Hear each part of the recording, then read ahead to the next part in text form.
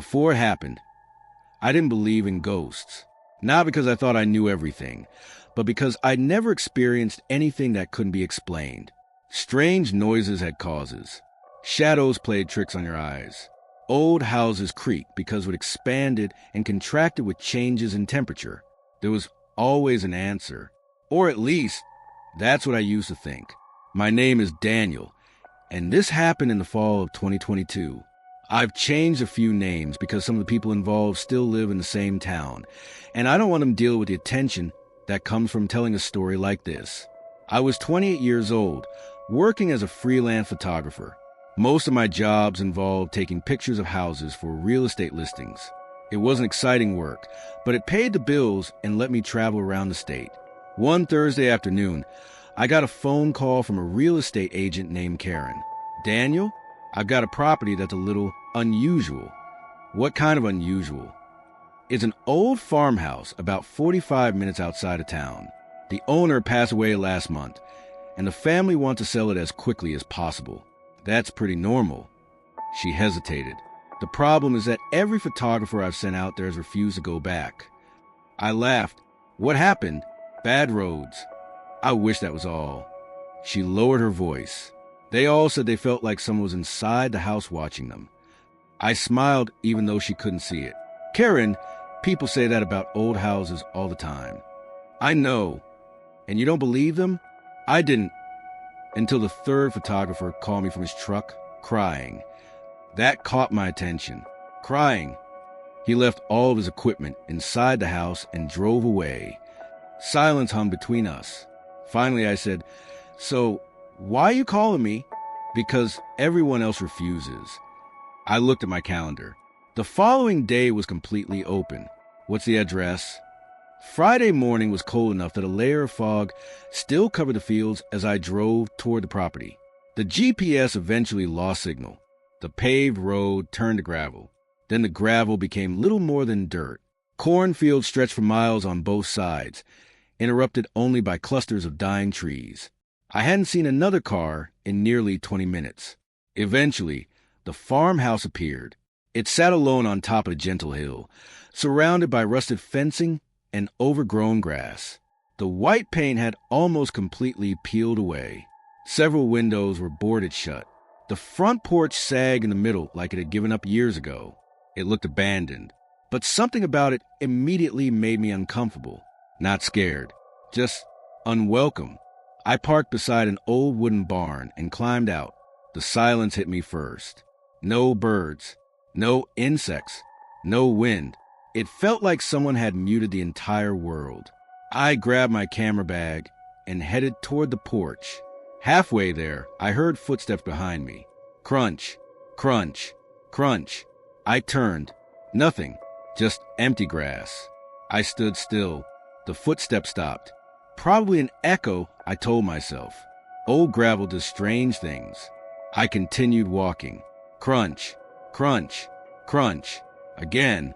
Behind me, perfectly matching my pace. This time I spun around immediately. Nothing. No animals. No people. Just fog drifting across the field. I laughed nervously. You've been listening to Karen too much. The front door wasn't locked. It opened with a slow groan that echoed through the house. Inside smelled like old wood mildew and dust. Sunlight filtered through dirty windows, barely lighting the hallway. Furniture still sat where it had been left. A couch, a grandfather clock, family photographs covered the walls. Whoever had lived there hadn't expected to leave. I started taking pictures. Wide shots first, then room by room. Everything went smoothly for nearly 30 minutes. The kitchen, the dining room, the upstairs bedrooms. Nothing unusual happened. I actually found myself thinking everyone had overreacted. Until I reached the master bedroom. There was a mirror leaning against one wall. Tall, old. Its silver frame was blackened with age. As I lifted my camera, someone appeared behind me. I gasped and turned around so quickly, I nearly dropped the camera. The room was empty, completely empty. I looked back at the mirror. Only my reflection remained. I stared for nearly a minute. Nothing. You need more sleep. I took the photograph anyway. Then I left the room. Later, that picture would become the reason I never entered another abandoned house alone. The second floor ended in a narrow hallway leading toward the attic stairs. The attic door was closed. A thick iron lock hung from the outside. That was strange. Most attic doors lock from inside, if at all. This one looked like someone had wanted to keep something in or keep people out. Curiosity got the better of me. The lock wasn't actually secured. It had simply been looped through the latch. I lifted it away.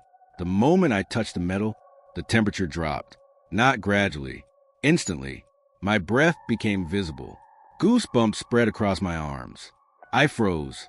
Every instinct told me to leave. Instead, I pulled the attic door open. The smell hit me first. Not decay, not mold, something older, like damp paper, and earth that had been sealed away for decades. The attic was enormous. Boxes lined both sides. Broken furniture rested beneath hanging sheets. A rocking horse stood alone in the far corner. I raised my flashlight. That's when I noticed the footprints. Fresh footprints. In the dust. Leading deeper inside. Only one set. Bare feet. I crouched. The prints looked recent. Too recent. There hadn't been rain for days, yet they looked sharply defined. Someone had been walking up here, without shoes. I called out, "Hello." Nothing answered. I took another step. The attic floor creaked beneath my weight. Then, creak. Another floorboard answered. Not beneath me. Ahead. Someone else had just taken a step. I stopped moving. Silence. Then another creak. Closer. Every hair on my neck stood up. Who's there? Still nothing. The flashlight shook in my hand. I backed toward the stairs. Another step. Closer again. But I still couldn't see anyone. Then the rocking horse moved. Just once. Forward. Then back. As though a child had gently pushed it. I didn't wait. I turned and hurried downstairs. By the time I reached the kitchen, I was breathing hard. I kept telling myself there had to be a logical explanation. Old houses settled. Floorboards shifted. Objects moved. But none of those explanations felt convincing anymore. I decided to finish the remaining photographs as quickly as possible. There were only a few rooms left. One of them was the basement. The basement door was tucked beneath the staircase near the kitchen. Unlike the attic, this door was already open. Just a few inches. Darkness waited beyond it. As I stepped closer, I noticed something scratched into the wood beside the frame. The words were faded, almost impossible to read. I brushed away years of dust. The message slowly came into view. Don't answer if you hear your name. I stared at the words for several seconds. Then somewhere below, from deep inside the basement, a voice whispered, "Daniel." The voice was barely louder than a breath. "Daniel." I froze. Every muscle in my body locked in place. There was no mistaking it. It had said my name. For a split second, I almost answered out of instinct. "Yeah." The word reached the back of my throat before I remembered the message scratched into the doorframe. "Don't answer if you hear your name." I swallowed hard and stayed silent. The basement was completely dark. My flashlight barely reached the bottom of the stairs, and even then, it seemed as if the darkness absorbed the beam instead of reflecting it. Nothing moved. Nothing made a sound. I took one slow step backward. Then another. The old floor beneath me creaked. The whisper came again. This time it sounded closer. "Daniel." It wasn't threatening. If anything, it sounded desperate, like someone trapped beneath the house. I gripped my camera tighter. "This isn't real," I whispered to myself. The silence returned. After nearly a minute, I convinced myself that I'd imagined it. Old houses echoed. Wind carried strange sounds. Maybe there was another building nearby. Maybe someone was playing a sick joke. I forced myself to look down the basement stairs. The flashlight revealed old stone walls, shelves covered with dusty jars, and what looked like an ancient furnace. Nothing else. No person. No movement. No source of the voice. I almost turned around and left. Instead, I started walking down the stairs. Each step groaned beneath my boots. The temperature dropped with every level until it felt like I had walked into a refrigerator. At the bottom, the smell hit me. Wet earth, rust, something faintly metallic. The basement was much larger than I expected. Shelves lined the walls. Most held empty mason jars. Others contained strange objects buried beneath decades of dust. Old coins, broken watches, children's toys, dozens of black and white photographs. One picture immediately caught my attention. It showed the farmhouse exactly as it looked now. Standing in front of it was a family of 5, a mother, a father, 2 young daughters, and a teenage boy. Everyone smiled at the camera, except the youngest girl. She stared directly toward whoever had taken the picture. Her expression wasn't sad. It was terrified. I flipped the photo over. Written in faded blue ink were 4 words. She came back inside. I frowned. Came back from where? Another photograph sat beneath it. Same family. Different year. This time there were only 4 people. The youngest girl was gone. No explanation. No date. Just another sentence written on the back. We never found her. A chill ran through me. I set the pictures back exactly where I found them. Something about touching them felt wrong. My flashlight flickered once. Then again, the beam dimmed. I slapped the side of it. It returned to normal. As I turned toward the far wall, I noticed a narrow hallway I hadn't seen before. It disappeared into darkness. The stone floor changed into packed dirt. Someone had dug it by hand years ago. There were footprints, bare footprints, the same size as the ones in the attic, leading into the tunnel. None came back out. I stood there arguing with myself. Every instinct told me to leave. Every bit of curiosity told me to keep going. Curiosity won. The tunnel forced me to duck slightly. The air became damp and heavy. Water dripped somewhere ahead. Drip, drip, drip. The sound echoed endlessly. Then I heard something else. Soft humming. A woman. She sounded like she was singing a lullaby. The melody was unfamiliar, but strangely calming. For a moment, I forgot where I was. I simply listened. The humming stopped. Silence. Then, footsteps. Bare feet against dirt. Slow. Careful. Walking toward me. I swung my flashlight into the darkness. Nothing. The footsteps continued. 1, 2, 3. Closer. My heart pounded so hard I could hear in my ears. I backed away. The footsteps matched me. 1 step. Another. Another. Always the same distance away. Never revealing whoever or whatever was making them. Suddenly, my flashlight went out. Complete darkness swallowed me. I hit the flashlight with my palm. Nothing. Again. Still nothing. The footsteps stopped. The silence was somehow worse. I reached into my pocket for my phone. The screen lit up the tunnel with a pale blue glow. Just enough to see. Someone standing 10 feet away. A woman. Long, dark hair covered her face. She wore what looked like an old white nightgown stained with dirt. She wasn't moving. She wasn't breathing. She simply stood there. My phone slipped from my hand and hit the dirt. The screen went black. When I picked it up less than 2 seconds later and looked back, the tunnel was empty. My flashlight suddenly flickered back to life. I pointed it straight ahead. There was nobody there. Only the tunnel. Only dirt walls. Only silence. I didn't care anymore. I turned and ran. I sprinted to the tunnel, up the basement stairs, and into the kitchen so fast I nearly crashed into the counter. As I caught my breath, I noticed something impossible. The front door, the one I had left wide open, was now closed, and someone or something slowly knocked from the other side. Knock, knock, knock. The sound was calm, patient, as if whatever was outside already knew. I'd eventually open the door. The knocking continued. 3 slow taps, always the same rhythm. Knock, a pause. Knock, another pause. Knock. I stood in the middle of the kitchen, staring at the front door. My first thought was that someone had followed me onto the property. Maybe another photographer, maybe a neighbor, but that didn't make sense. I had driven nearly 20 minutes after losing self-service. There hadn't been another house anywhere nearby. Who's there? I called. No answer, only silence. I took a cautious step toward the door. Then another. The old wooden floor groaned beneath my boots. When I reached the handle, I hesitated.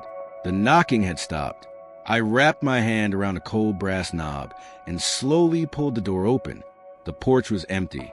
The overgrown yard stretched in every direction. The fog had lifted, leaving the fields perfectly still beneath a gray afternoon sky. No person, no vehicle, nothing. I stepped outside and looked around the corner of the house. Still nothing. Then I noticed the dirt on the porch. There were muddy footprints, bare footprints. They began at the bottom of the porch steps and climbed all the way to the front door. I followed them with my eyes. They ended exactly where I was standing. There were no footprints leading away. Whoever or whatever had walked to the door had simply disappeared. A cold knot formed in my stomach. I backed into the house and locked the door without thinking. The click of the deadbolt echoed through the empty rooms. For the first time all day, I admitted something to myself. I wanted to leave. Forget the photographs. Forget the payment. Just drive away and never think about this place again. I headed toward the living room where I'd left my camera bag. It wasn't there. I stopped. I distinctly remembered setting it beside the fireplace. Now the floor was empty. Okay, this isn't funny. My voice sounded weak. I searched the room. Nothing. I checked the dining room. Nothing. The kitchen. Nothing. The bag contained thousands of dollars worth of camera equipment. There was no way I could leave without it. Trying to stay calm, I retraced every step I'd taken since entering the house. Upstairs, the hallway, the master bedroom, the attic door. Everything looked exactly the same, except for one thing. The attic door was open again. I was certain I closed it before running downstairs. A faint creaking drifted down from above, back and forth, like a rocking chair. I stared at the dark opening. No, I whispered it aloud. I'm not going back up there. Then I heard the unmistakable sound of a camera shutter. Click. It came from the attic. My heart nearly stopped. Another click. Then another. Someone was taking photographs, using my camera. Every instinct screamed at me to run. But another part of me couldn't leave behind my equipment. Against my better judgment, I climbed the attic stairs one step at a time. The creaking stopped. The silence that followed was even worse. I raised my flashlight. The beam swept across dusty boxes, broken furniture, and hanging sheets. My camera bag sat in the center of the attic floor, exactly in the middle, as though someone had placed it there on purpose. I didn't move. Something felt wrong. The bag hadn't simply been dropped. It had been positioned carefully, waiting for me. Keeping my flashlight fixed on the room, I walked toward it. 10 feet. 8. 5. I crouched and grabbed the shoulder strap. The instant my fingers touched it, click, the camera fired. The flash exploded in front of my face. I hadn't pressed the shutter. The camera had taken the picture by itself. I stared at the display screen. The photo had already loaded. It showed me kneeling in the attic. But I wasn't alone. Standing directly behind me was the same woman I'd seen in the tunnel. Her head was tilted unnaturally to one side. Long black hair covered most of her face. Only one pale, I stared into the camera. I spun around so violently that I lost my balance. Nothing. The attic was empty. My breathing became ragged. Hands shaking, I looked back at the camera. The woman was gone. The image now showed only me. I blinked several times. Had I imagined it? No. I knew what I'd seen. My hands were trembling too hard to think clearly. I stuffed the camera into the bag and hurried toward the attic stairs. As I reached the doorway, something caught my eye. One of the dusty trunks near the wall was open. Inside lay dozens of letters tied together with faded ribbon. On top was a leather journal. Its cover was cracked with age. Someone had written a name in careful handwriting. Evelyn Carter. Beneath the name was a date. October 14th, 1973. I don't know why I picked it up. Maybe I was hoping it would explain everything. Maybe I just wanted proof that there was a logical reason for what I'd experienced. I opened to the first page. Most of the early entries described ordinary life on the farm. The weather, the harvest, family dinners. Then, halfway through the journal, the handwriting changed. It became shaky, uneven, as if the writer's hands had begun to tremble. One sentence was underlined 3 times. It learned our names. I slowly turned the page. The next entry was shorter. It waits until someone says its name back. Another page. We made the mistake once. The following pages had been torn out. Only jagged edges remained. Near the end of the journal, there was one final entry.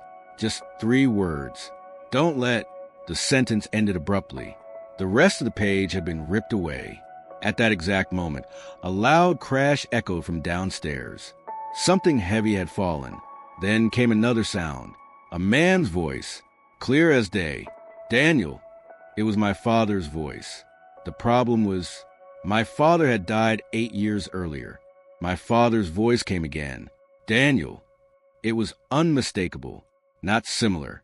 Not close. It was his voice exactly as I remembered it. Low, steady, carrying that familiar roughness from years of smoking and working outdoors. For one impossible second, every warning sign inside me went silent. My father had died 8 years earlier. I had stood beside his hospital bed. I had watched the monitor go flat. I had attended his funeral. And yet, hearing his voice now made every memory feel suddenly uncertain. Daniel. The voice called again, this time from downstairs. Can you help me for a minute? I took one step toward the attic stairs before the journal slipped in my hand. It fell open to the last page. My flashlight beam landed on the torn edge beneath the unfinished sentence. Don't let. My eyes moved upward to the underlined line I had read only seconds earlier. It waits until someone says its name back. A cold wave passed through me. The message scratched beside the basement door came back just as clearly. Don't answer if you hear your name. My father's voice called a 3rd time. Daniel, where are you? It sounded closer now, not from the kitchen, from the bottom of the attic stairs. I froze. Slowly, I turned my flashlight toward the stairwell. Nothing was visible beyond the first few steps. Only darkness. Then I heard a footstep. One slow step onto the staircase. Another. The boards creaked under a weight that shouldn't have been there. Daniel. The voice said, softer now. I found your camera. I backed away from the stairs, clutching the journal against my chest. The voice was trying to sound reassuring, trying to sound familiar, trying to sound like someone I loved. That frightened me more than if it had screamed. Another step. The flashlight beam trembled. A shadow moved just below the top stair. Dad. The word escaped before I could stop it. The footsteps stopped immediately. The silence that followed felt expectant. Hungry. I pressed my lips together and cursed myself. I hadn't answered my name, but I had acknowledged the voice. For several seconds, nothing happened. Then a shape appeared at the top of the stairs. It was tall, broad-shouldered, wearing a dark jacket. My chest tightened so hard it hurt. It looked like my father. Not perfectly. The proportions were slightly wrong. The face was too pale. The smile appeared too slowly, stretching across the features like someone remembering how to imitate a human expression. Hey, kiddo, it said. My father had never called me kiddo. Not once. He called me Danny when I was a child. Daniel when he was serious. The thing on the stairs tilted its head. You don't recognize me? I took another step backward. The attic floor creaked beneath me. The thing's eyes followed the sound. For the first time, I noticed that they were completely black. No whites, no pupils, just dark, glossy surfaces that reflected my flashlight. You're not my father, I whispered. The smile widened. Then why did you answer? The voice changed on the last word. It lost my father's tone and became layered, as if several people had spoken at the same time. My flashlight flickered. When the beam steadied, the figure had moved halfway into the attic. It had not walked. It had simply changed position. I stumbled backward until my legs hit one of the old trunks. The journal slipped from my hands and fell to the floor. Pages scattered across the dusty boards. The thing looked down at them. For the first time, its smile faded. Evelyn, it said. The name sounded distorted, stretched unnaturally long. It crouched beside the fallen pages. Its movements were too smooth, almost boneless. One pale hand touched the torn sheet. A sound escaped it then. Not anger, not sadness, a low, rattling breath that reminded me of someone trying to imitate a sob. I saw my chance. The attic stairs were clear. I ran. The thing did not chase me immediately. I heard it whispering behind me as I reached the top stair. Evelyn, Evelyn, Evelyn. I sprinted down the staircase, nearly falling when my boot slipped on the final step. The hallway below was darker than before. The afternoon light had faded to a dim gray. I hurried toward the front door. It would not open. I unlocked the deadbolt, turned the knob, pulled. Nothing. The door felt as though someone on the other side was holding it shut. I threw my shoulder against it. The wood rattled, but the door did not move. Behind me, the grandfather clock in the living room struck once. Then again. I turned toward the sound. The clock hands were spinning backward, not slowly, rapidly, minutes rewinding in a blur. The pendulum swung harder and harder until it slammed against the inside of the case. The glass door burst open. Shards scattered across the floor. Something small fell from inside the clock and landed near my feet. A photograph. I picked it up with shaking fingers. It showed the same family from the basement pictures. The father, the mother, the teenage boy, and the younger daughter, the one who looked terrified. This time, she was standing alone in front of the house. On the back of the photograph, in faded blue ink, were 5 words. She answered when it called. A floorboard creaked behind me. I turned slowly. The hallway was empty. Then, from somewhere upstairs, I heard a child's voice. Daniel? It sounded frightened, not deceptive, not mocking, just scared. Please, the voice whispered. It knows you're here now. The lights in the hallway went out. The house fell into complete darkness, and from directly beside my ear, a whisper said, "Say my name." Every muscle in my body locked. The whisper had come from so close that I felt a cold breath brush against my ear. "Say my name." I spun around, swinging my flashlight in a wide arc. The beam cut through the darkness, revealing nothing except peeling wallpaper and decades of dust drifting through the air. No one stood behind me, yet the temperature around my neck remained unnaturally cold. I forced myself to breathe, slowly, in, out. Panic wasn't going to help me. I looked toward the front door again, still shut, still refusing to move. The windows weren't much better. Every one of them had swollen with age, painted shut years before. Even if I managed to break one, the heavy wooden boards covering several of them would make climbing out nearly impossible. For the first time that day, I realized something terrifying. The house wasn't simply haunted. It was trying to keep me inside. The frightened child's voice returned. "Please." It echoed from somewhere upstairs. "You have to find her." Her. The name in the journal flashed through my mind. Evelyn, the girl in the photographs. The family that had disappeared one by one. I stared toward the staircase. Everything inside me wanted to run the opposite direction.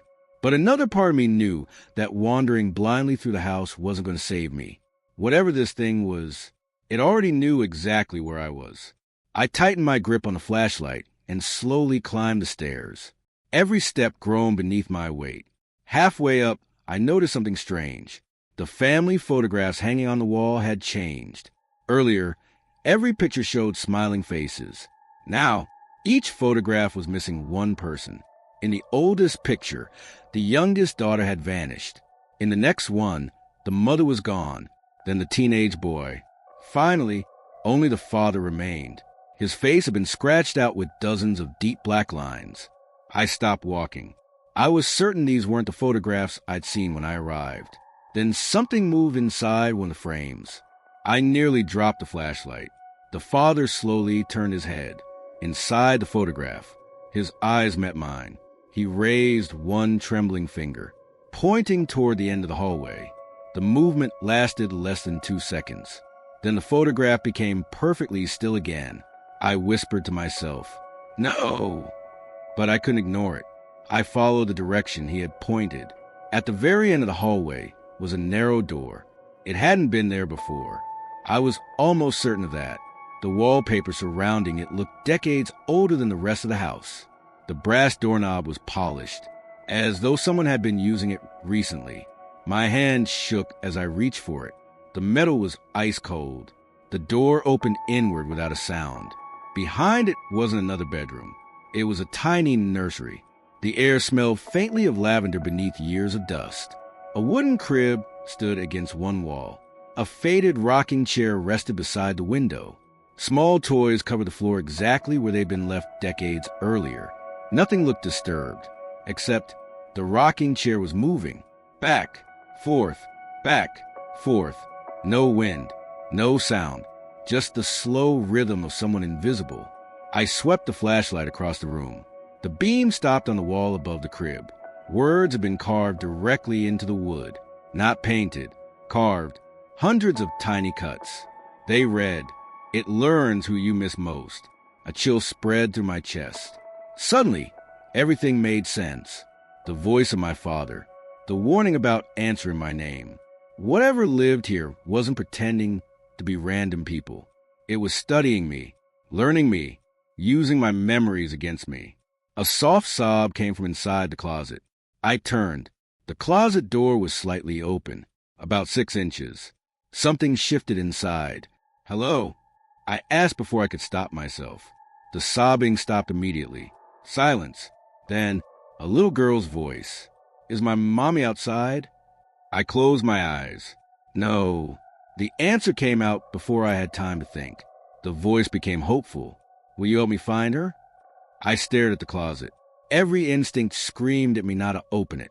But another thought kept pushing its way into my mind. If Evelyn had really disappeared, if some child had died in this house, maybe this was her. Maybe she needed help. I stepped closer, slowly reached for the handle. The crying grew louder, closer, as if whoever was inside was standing directly behind the door. I wrapped my fingers around the knob, turned it, pulled. The closet was empty, except for one thing, a small red shoe, child-sized, covered in dust. It sat perfectly centered on the wooden floor. Behind it, scratched into the back wall, was another message. This one looked newer than all the others, as if it had been carved much more recently. Only 4 words. "IT isn't Evelyn anymore." Before I could process what I'd read, the nursery door slammed shut behind me. The rocking chair stopped. The flashlight flickered once, twice. Then every toy in the room moved at the same time. Every toy in the room moved at once, not violently, not as if they had been thrown. They simply shifted. A wooden horse turned toward me. A cloth doll rolled onto its back. 3 colorful blocks slid across the floor, stopping inches from my boots. The room became perfectly silent again. Then one of the blocks tipped over by itself. Another followed, then the third. Together, they spelled a single word: run. I didn't hesitate. I lunged toward the nursery door and twisted the knob. Locked. I pulled harder. Nothing.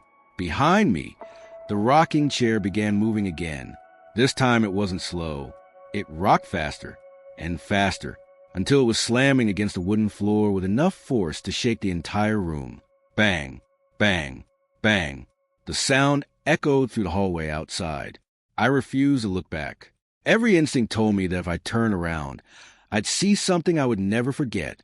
Instead, I slammed my shoulder into the door. Once, twice. On the third hit, the old latch splintered. The door flew open. I stumbled into the hallway and nearly fell. The nursery door slammed shut behind me so hard that dust poured from the ceiling. For a second, everything became still. Then I heard footsteps. Not one person. Several, walking slowly upstairs. The sound came from every direction. Behind me, ahead of me, inside the walls, above the ceiling.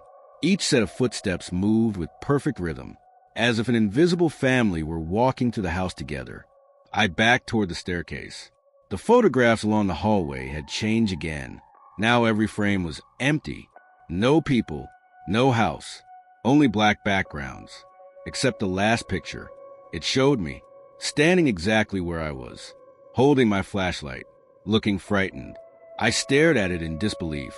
The picture had been taken from behind me. Someone or something had been standing only a few feet away. My mouth went dry. Slowly, the version of me inside the photograph looked up, then smiled. I wasn't smiling. I dropped the picture frame. Glass shattered across the floor. When I looked up again, the hallway was empty. No footsteps. No movement. Only silence. Then my phone vibrated. The sudden sound nearly made me jump out of my skin. No service. No Wi-Fi. Yet the screen had lit up with a notification. One new photo saved. Confused, I opened my gallery. There was only one new image. The timestamp read, 2:17 p.m., exactly 1 minute in the future. I tapped it. It was a photograph of the front yard. My truck sat exactly where I'd parked it. The driver's door was open. Someone stood beside it, a woman in a white dress. Her back faced the camera. Long, dark hair reached almost to her waist. She was looking toward the farmhouse, toward me. I looked out the nearest window. The truck was still there, but the yard was empty. No woman, no movement.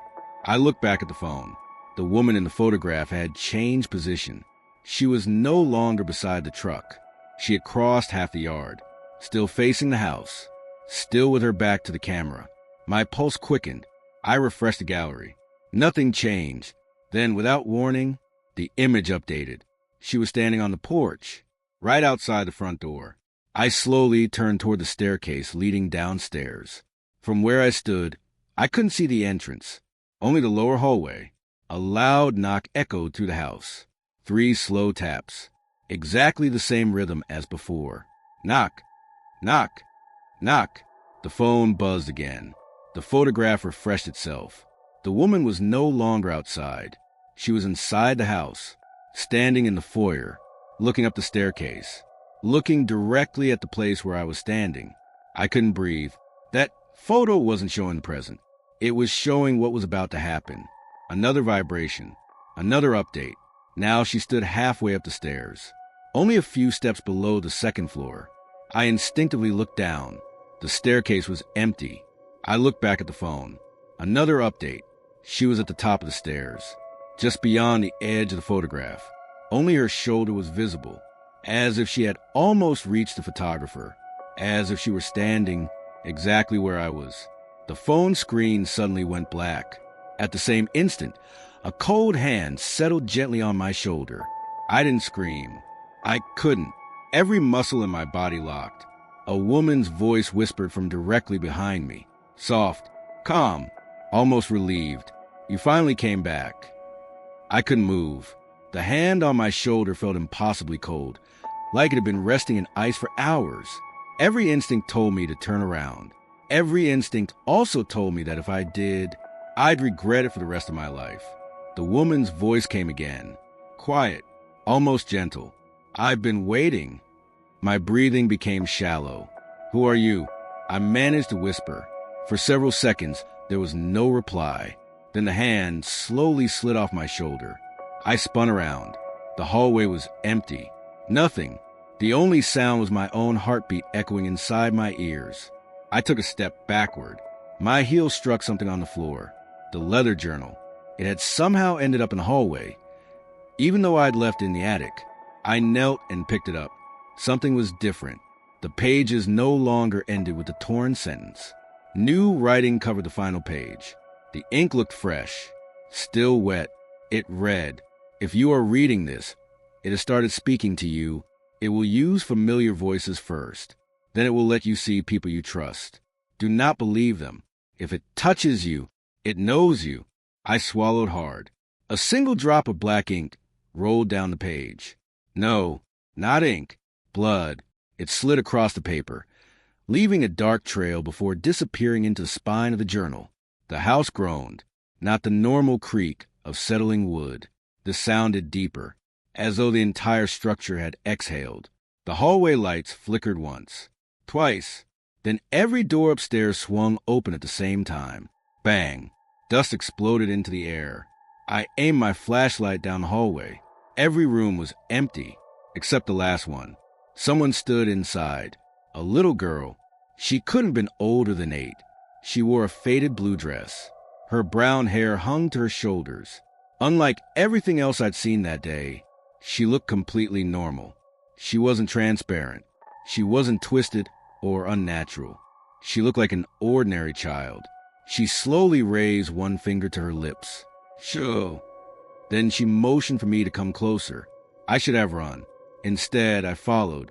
Something about her felt different. The fear I'd felt around the other apparitions wasn't there. If anything, I felt sad. As I entered the room, she stood beside the old bedroom window. I know who you are, she said quietly. My name's Daniel. She shook her head. No, I know your name. You came because they wanted pictures. I stared. How do you know that? They always bring someone. The way she said it made my stomach tighten. Who brings someone? She looked toward the hallway instead of answering. They're listening. The temperature dropped. She stepped closer. You don't have much time. Who are you? My name is Evelyn. The name hit me like a punch. I glanced down at the journal, then back at her. You're the girl from the photographs? She nodded. I used to live here. Used to. Not I live here. Not I died here. Just, I used to live here. What happened? Her eyes filled with tears. I answered. A lump formed in my throat. What do you mean? She looked at the floor. When it learned my father's voice, my blood ran cold. It sounded exactly like him. It called me into the cellar. I thought he was hurt. Her voice trembled. I answered. Silence filled the room. Then she looked directly into my eyes. It wasn't him. Before I could ask another question, a loud crash came from downstairs. The entire house shook. Evelyn's expression changed instantly. Fear. Real fear. It found us. The bedroom door slammed shut on its own. The window shattered inward. Glass sprayed across the floor. A freezing wind rushed through the room. The flashlight beam flickered wildly. From somewhere below, I heard footsteps. Heavy, deliberate, not running, walking. Each step echoed through the walls. Closer, closer. Evelyn backed into the corner. You can't let it see me. What is it? She looked at me with terrified eyes. I don't know. No one ever did. It wasn't born here. It just... She stopped speaking, listening. The footsteps had reached the staircase. One step at a time. The old would groan beneath a tremendous weight. Evelyn whispered, whatever you hear, whatever face it wears, don't look into its eyes. The footsteps stopped outside the bedroom. Silence. Then came 3 slow knocks. Knock, knock, knock. A voice spoke from the other side of the door. Not my father's, not a woman's, not a child's. It sounded like dozens of different people speaking in perfect unison. We know she's in there. The doorknob began to turn. Very, very slowly. The doorknob stopped turning.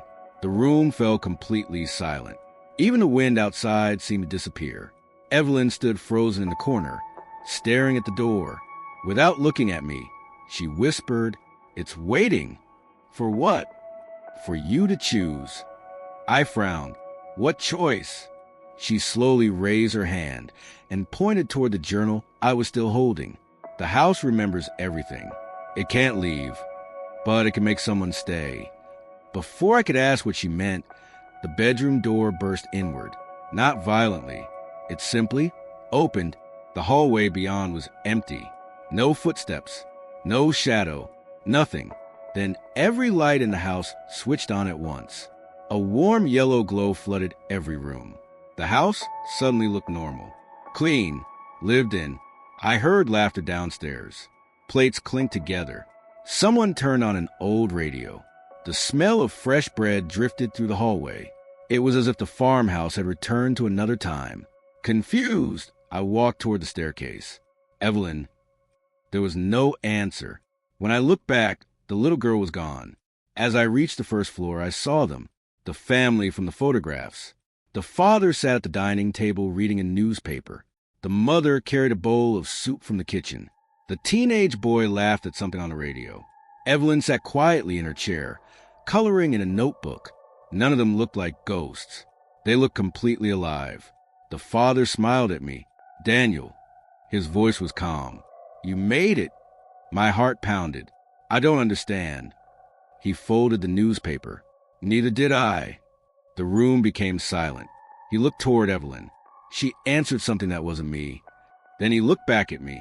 So did I. The mother's smile slowly disappeared.